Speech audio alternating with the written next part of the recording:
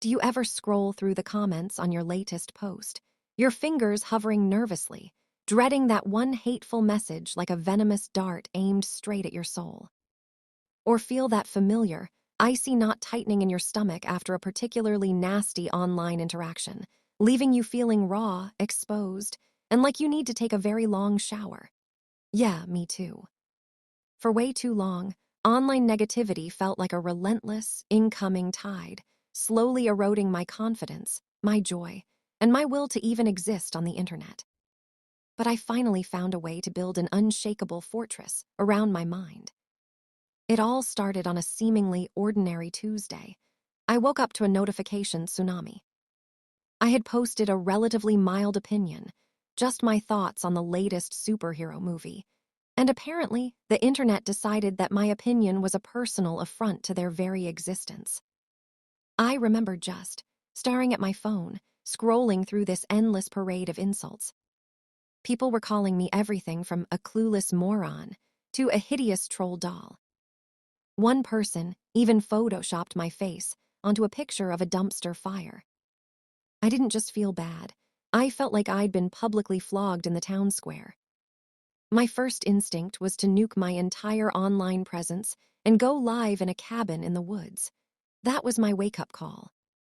I realized I was handing the remote control of my emotions to a bunch of anonymous keyboard warriors who didn't even know my middle name. Step 1 was deconstructing the enemy, figuring out what the hell I was actually dealing with. I had to drill it into my skull that online hate is almost never actually about me. It's about them. It's projection, plain and simple.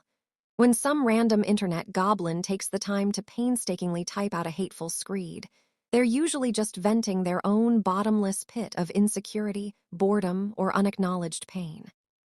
I stopped seeing them as powerful judges wielding the ban hammer and started seeing them as what they truly are. Sad, often deeply pathetic people shouting into a void, hoping anyone, will hear them. Then, I set about building the practical shield. I call it the garden method. If I saw a toxic weed trying to choke my mental flowers, I wouldn't sit there and analyze its root system. I'd yank it out by the stem and toss it in the digital compost heap. I became a black belt in blocking and mooting. My social media feed became a glorious, carefully curated, positive echo chamber, filled with adorable puppies, breathtaking sunsets, and aggressively cheerful motivational quotes. And no, I wasn't closing myself off from the world. I was just desperately trying to protect my sanity from the digital equivalent of toxic waste. But the strongest shield of all is the one you build inside yourself. I developed what I call the truth filter. When a particularly nasty comment manages to slip through my defenses, I run it through a rigorous mental sieve. Is this genuine, constructive criticism from someone I actually respect? Or is it just meaningless noise from some rando with an axe to grind? If it's noise, it gets discarded immediately. I also learned the invaluable art of the 24-hour pause. Never, ever reply while your blood is boiling. Silence is often the loudest, most devastatingly effective response you can give. Today, the comments still come. The internet hasn't magically transformed into a utopia. But I have changed.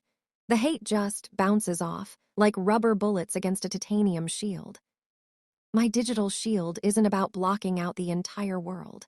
It's about filtering out the poison so that I can actually enjoy the genuine connection that still exists online. You don't have to be a human punching bag for the internet. You have the power, the right, and the absolute obligation to curate your own reality. So in the comments below, tell me, what is one crucial boundary you need to set online today? Is it finally mooting that relentlessly toxic friend from high school? Let's build our digital shields together, brick by digital brick. Subscribe to Unmasking Mental Health for more armor in this chaotic digital battle. I'm Maya, and I'll see you online, but only on my terms.